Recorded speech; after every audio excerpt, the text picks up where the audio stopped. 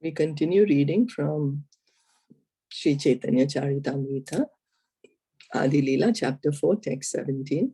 Jaya Jaya Sri Chaitanya Jaya Nityananda, Jaya Advaita Chandra, Jaya Kaura Bhakta Vrinda, Jaya Jaya Sri Chaitanya Jaya Nityananda, Jaya Advaita Chandra, Jaya Gaura Bhakta Vrinda, Jaya Jaya Sri Chaitanya Jaya Nityananda, Jaya Advaita Chandra, Jaya Gaura Bhakta Vrinda.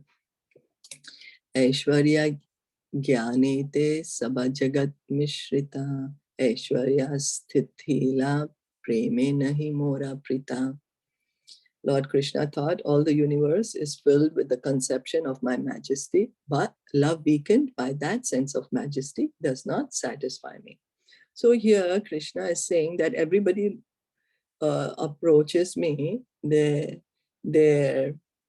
relationship with me is in awe and reverence, that I'm the Supreme Lord and they are the subordinates.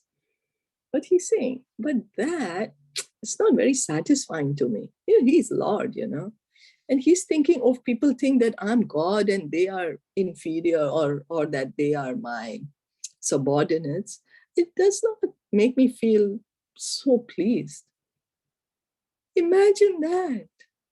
We don't have any subordinates and yet we say everybody should be my subordinate, or we feel everybody is my subordinate and I'm the Supreme Lord. Can you imagine what God himself thinks? He say, I don't want to be treated as God.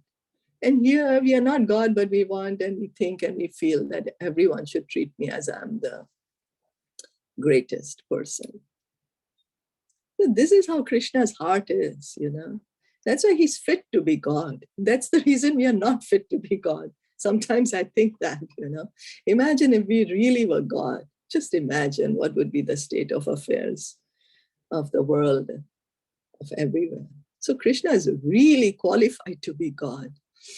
Amare Ishvara mane apana kehina tara preme vashaami na hai adina. If one regards me as a Supreme Lord and himself as a subordinate, I do not become subservient to his love, nor can it control me.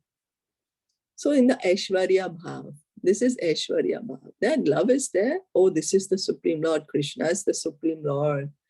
And the devotee is offering so much regard, worshipping him, but in the mood of servant and master. So Krishna is saying this kind of love does not control me, Yeah, of course, Krishna loves everyone. Not that he doesn't love, but Krishna is looking for something. Let's see what he's looking for. Amaketa ye bhakta bhaje ye bhave, tare se bhave bhaji e mora swabhave. In whatever transcendental mellow my devotee worships me, I reciprocate with him. That is my natural behavior. So Krishna loves each and every one of us. We just have to keep reminding ourselves that. And then he reciprocates with us in the way that our mood is. That's why. He says in the Bhagavad Gita, as you surrender, so shall I reveal. So if we want to think that the Supreme Absolute Truth is light, okay, then our understanding will be that he's light. If we think the Supreme Absolute Truth does not exist, then Krishna makes us believe that God does not exist. If we believe that there is nothing, that Supreme Absolute Truth is zero, there is no Supreme Absolute Truth, he makes us believe, okay, it's all zero. But if we want to have a relationship with him, a loving relationship, a personal relationship, he reciprocates in that. Of course, now the mood that he's the Supreme Lord and we are the servant, that's the Vaikuntha mood, the Vaikuntha that we are reading about in Srimad Bhagavatam right now. So that the Supreme Lord is the master and we are the servant. And he reciprocates in that way. He appears in that way. But we see the example of the gopis or the gopas, Mother Yashoda, then Krishna reciprocates in that way. The Lord, by his inherent nature, reveals himself before his devotees according to their inherent devotional service. The Vrindavan pastimes demonstrated that although generally people worship God with reverence, the Lord is more pleased when a devotee thinks of him as his pet son, personal friend, or most dear fiancé, and renders service unto him with such natural affection. So Krishna, he is very attracted to this kind of a natural affection. Natural affection for Krishna, thinking of Krishna, oh, Krishna is my son, I need to take care of him, otherwise what's going to happen? Mother Yashoda, she's tying up Krishna. Oh, if I don't teach him, he's going to become a thief when he grows up. His career will be spoiled. He will be known as a butter thief. What's he going to do? You know, he'll become useless then. Let me reprimand him. Let me tie him up. Let me teach him a lesson.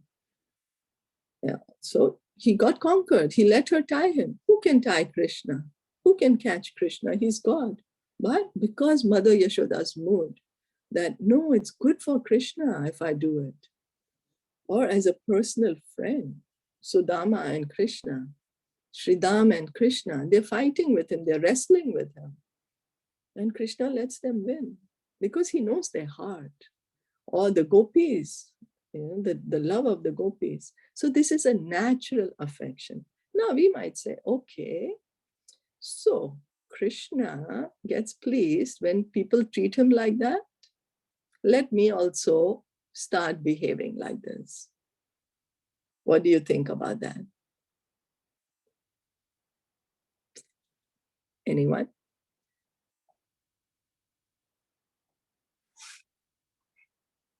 Let me start. I do not have this natural affection. Here the word, you see the word choice of Prabhupada, amazing. Render service unto him with such natural affection. So naturally I don't have it. But let me think I have it.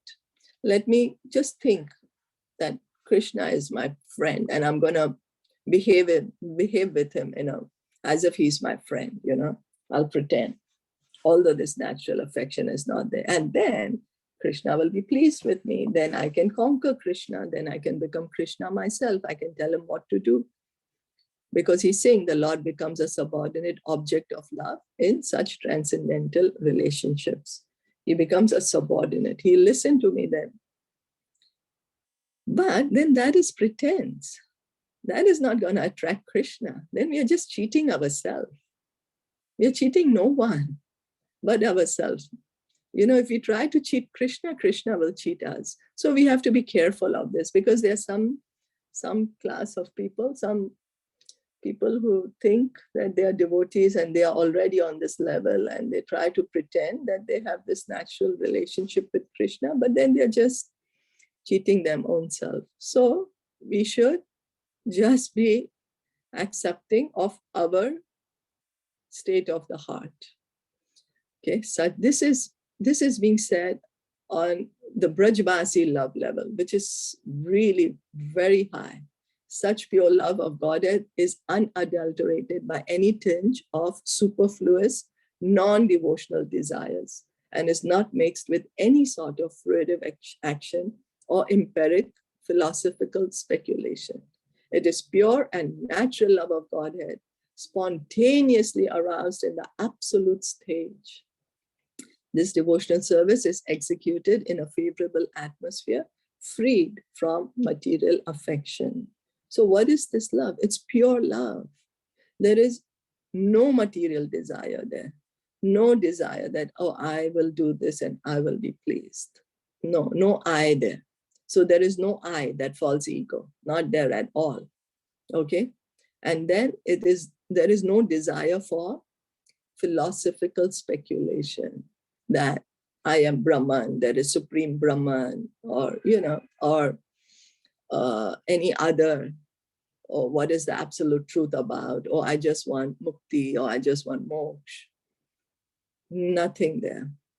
It's only an affection, an unresistible natural affection for the Lord. The devotee cannot help but feel in that relationship with Krishna in that way. So it's pure and natural. It is there in everyone's heart. It is there in our heart, but it is not yet aroused. Right now, it is not yet aroused. We do have this natural, pure love for Krishna. Right now, it's just covered with all these material things. And the way to uncover it is by chanting the Hare Krishna Mahamantra. By chanting Hare Krishna Mahamantra, we will be able to uncover it with sincerity. Just sincerity. Let's not try to jump that, okay, anyway, it's there already in me. So let me just pretend that I'm already on that stage. That's not going to give us anything. That's not actually going to revive our relationship with Krishna. If we really want to have a loving relationship with Krishna, follow the process, hearing and chanting, and it will happen. Ye yatha mam prapadyante tams tatheva bhajami aham mama vartamano vartante manushya partha sarvashaha. In whatever way my devotee surrenders unto me, I reward them accordingly. Everyone follows my path in all respects, O son of Pritha. In the 4th chapter of Bhagavad Gita, Lord Krishna affirms that formerly, some 120 million years before the battle of Kurukshetra, he explained the mystic philosophy of the Gita to the sun god. The message was received through the chain of disciplic succession, but in the course of time, the chain being broken somehow or the other, Lord Krishna appeared again and taught Arjuna the truths of the Bhagavad Gita. At that time, the Lord spoke this verse, 4.11, to his friend Arjuna. So this verse, which we just read, in whatever way my devotees surrender unto me, I reward them accordingly. Everyone follows my path in all respects, O son of Pritha. So this verse is in chapter 4 of Bhagavad Gita, text 11. Ye yatha mam prapadyante tams tatheva bhajami aham mama vartamano vartante manushya partha sarvashaha. That however we see Krishna, however we want to reciprocate with him, this is how he will reward. However we surrender to him, to whatever degree we surrender to him, he will reveal to us in that way. So it's our desire again, Krishna is so kind. He does not force us for anything. That is his pure love for us, because he loves us so much. So he gives us the choice. You make the choice. Do you want to have a loving relationship with me? Do you want to see that I'm just a Brahmajyoti, just some light? You want to see me as some nothing? You want to see me as some, what do you want to see me as? I will make you think that that's right. That's how he is, Krishna. So then it's in our interest that we try to understand Krishna as he is. Krishna as he is, and surrender to him. Is that okay? And then Krishna says in the Bhagavad Gita that it's not only the Bhagavad Gita was spoken to Arjuna 5,000 years ago. No, the message of the Gita is there since time immemorial.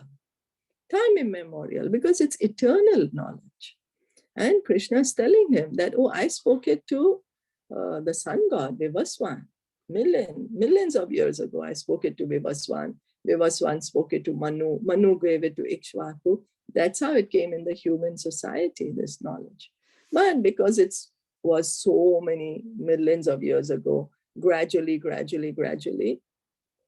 there were no more Raja Rishis. It was coming from the kings, Raja Rishi. So then somehow the knowledge got lost, and to revive that knowledge, Krishna is speaking to Arjuna. The same message of Bhagavad Gita 5,000 years ago. So are there any comments or anything?